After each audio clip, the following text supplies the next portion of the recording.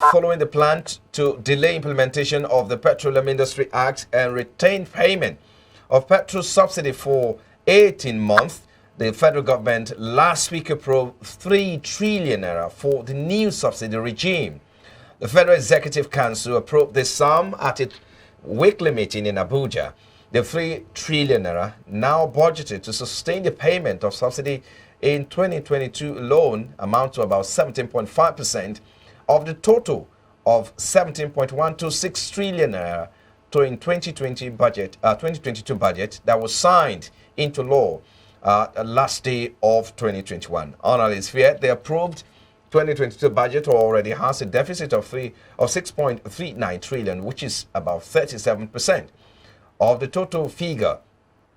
Well, the 3 trillion naira approved by the FEC is about 55% and 43% of the capital component and recurrent expenditure of the 2022 budget, respectively. Implementation of the PIA, which stipulates the removal of petrol subsidy, was initially meant to begin in February, but was later shifted to July.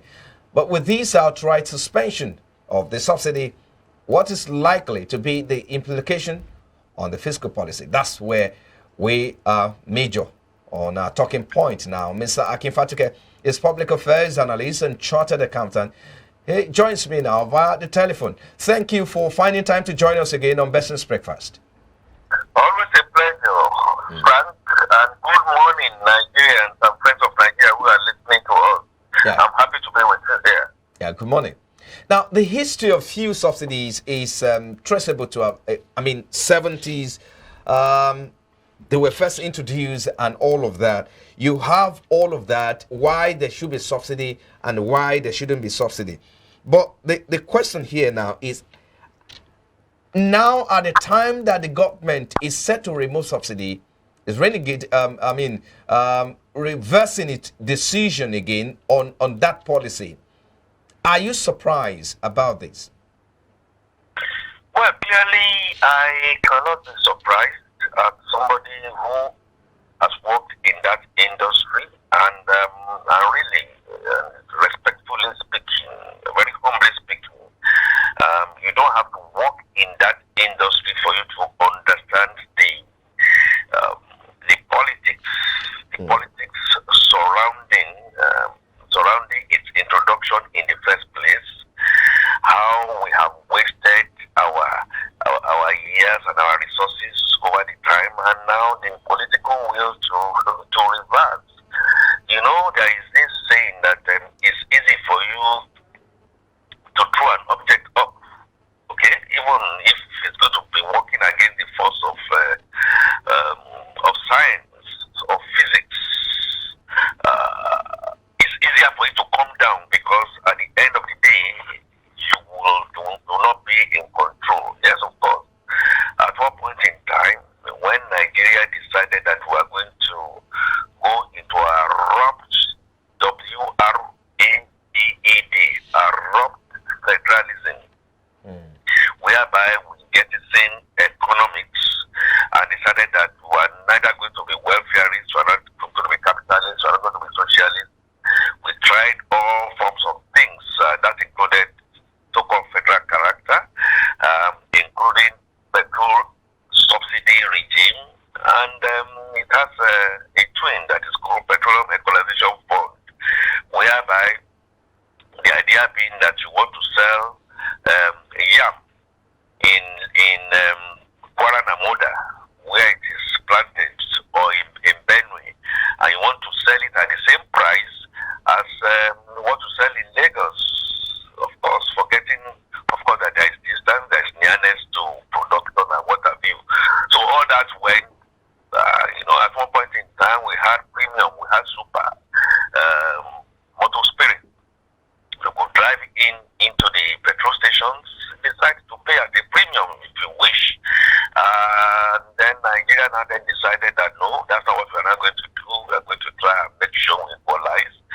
We did an economics of production management, which you and I will find difficult to understand, and decided that we're going to set up a refinery in Kano, in Kaduna, I meant to say,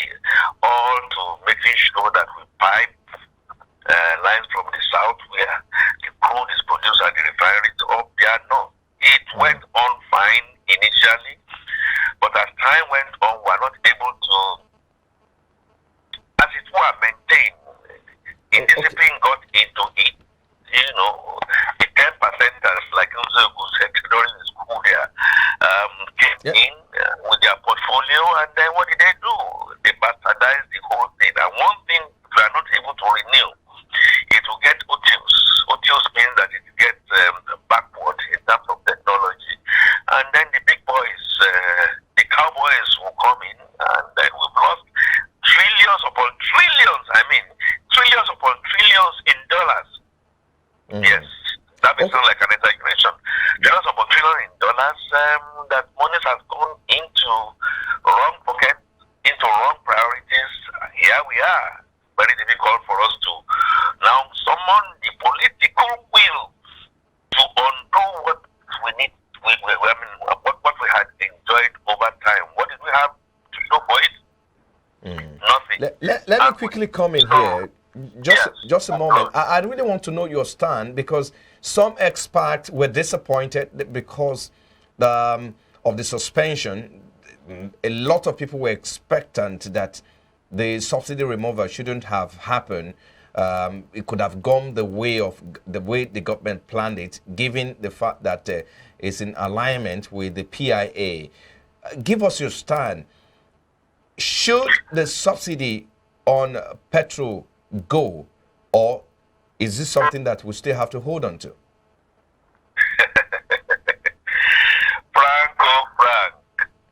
Nice I just want to know your stand. Throw me under the bus as much as you can. And I will tell you, when you have a cancer patient, there are different ways of looking at it. You will continue to lie to that cancer patient. You will continue to say that cancer patient can go to church, a mosque, or a shrine. Continue to lie. The recurring word here is lie to deceive. You deceive and just continue to lie and say, yes, there's hope tomorrow. Oh, it is morning now, you say it must be night because we're in Australia and all that kind of stuff. Continue to lie. But the reality of the matter is that the political way to do it is like putting a gun to your head, my dear brother. Is it easy for you to pull a gun to your head and then fire, believing that you are doing your roulette 21? It may be one of the ones that has no bullet. What if it's the one that has a bullet? You are dead. So, one, the truth of the matter is that Nigeria is on its knees economically, and as far as that indicator is concerned, there is no true way. We can't continue. Those who are stealing will not stop stealing on account of the fact that subsidy or don't put subsidy. They always look for their own first 10%, like I said, said.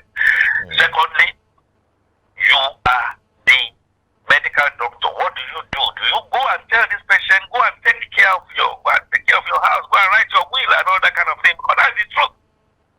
But you make that pronouncement, and then the families of the affected might just pounce upon you, and before you know what is happening, you are dead. Politically speaking, the timing is not only wrong because we are planless and because we do not have people who have the real interest of planning for this at heart. So my one line, two line submission is you have postponed the evil day. We have created another avenue for people to continue to steal, and they will, for us to continue to go down the drain in terms of our capacity to what? To generate employment in that industry. Something similar to what happens in telecoms. If you ask me this question about telecoms when it was going to start, I'm going to tell you, no economist will tell you that it was going to be easy. But because we are not prepared, you can hear what the Minister of State said, because we have not put certain things in place. Is that how you plan? Do we have planning in this country? Therefore, you just go ahead. Just a moment. If you may allow me. Not prepared for the fallback of the consequences. So, Frank, in economics, you talk about opportunity cost, the cost of foregone alternatives, the cost for Nigeria, and we are beginning to see the cost Nigeria is huge and humongous, but we're not going to see any revenue benefit from it. So, whether Nigerian Labour Congress, whether you, Frank, whether me, whether we are saying whatever, let's continue to eat our tomorrow today. We cannot really plan it. So in your own view, so in your own honest view, when do you think is the right time to do this?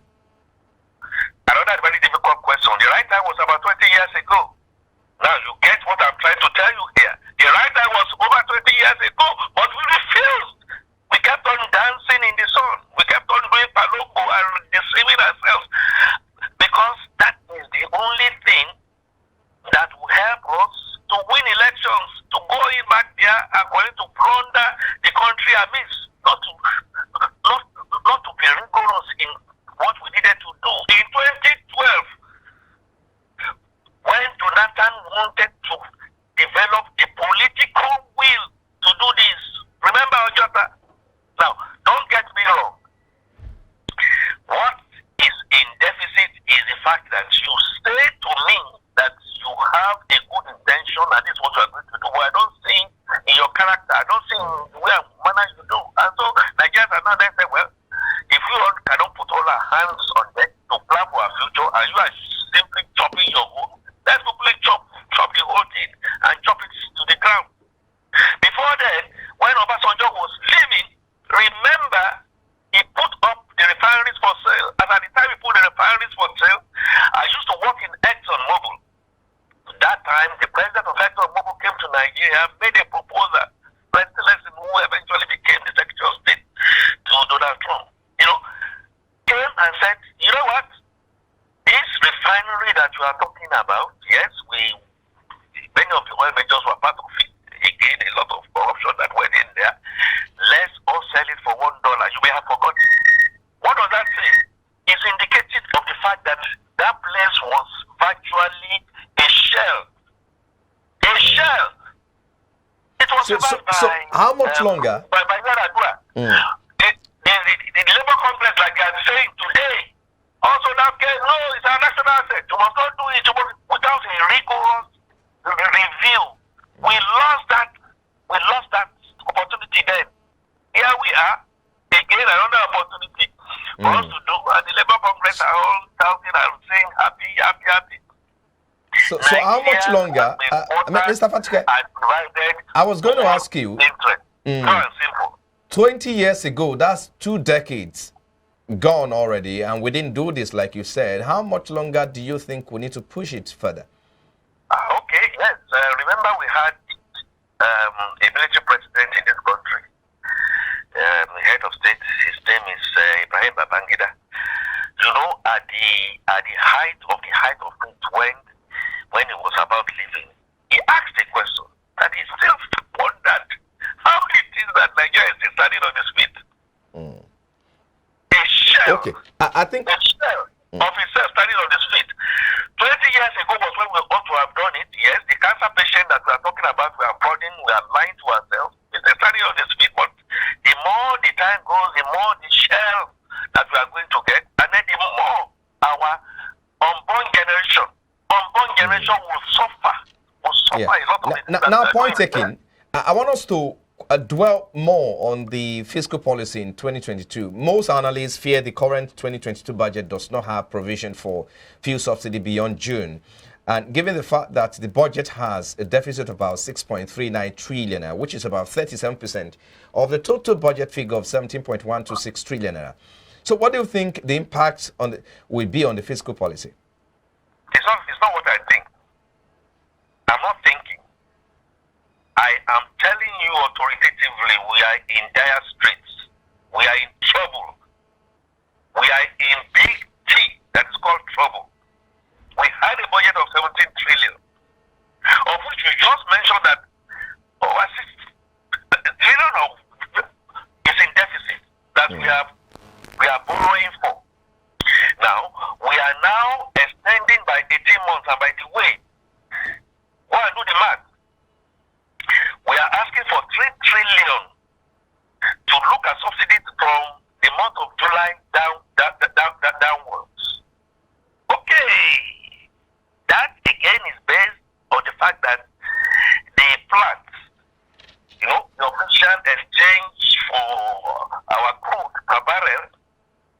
$85. It's moved to $90. The higher it moves, the more that deficit is going to become because you are import dependent. And so 17, let's even take it at 3. 17 plus 3 is 20 trillion. The capacity for that budget of 2022 is 10 trillion, which means 20 minus 10, we are talking of going to borrow about 10 trillion. 10 trillion. What is the implication? The implication is the fact that money that we are going to bring in, we are going to steal, we are going to plunder, we are going to consume. What physical expectation do you have in a situation where you have population rising at 3% per annum, out of school children, IDP, people are not educated the way they are supposed to be educated. Nigeria is walking on a tight rope, and we do not have people, unfortunately, both those who are ruling us and those of us who are being led, not to be able to tell ourselves the truth, to seek for this accountability. Realistically speaking, the unemployment and the shadow unemployment that we have, that you know is not only galloping at a high rate plus inflation, means that our mystery index is going to be high. Hey, Nigerian, somebody is saying this, and I mentioned this in all my discourses.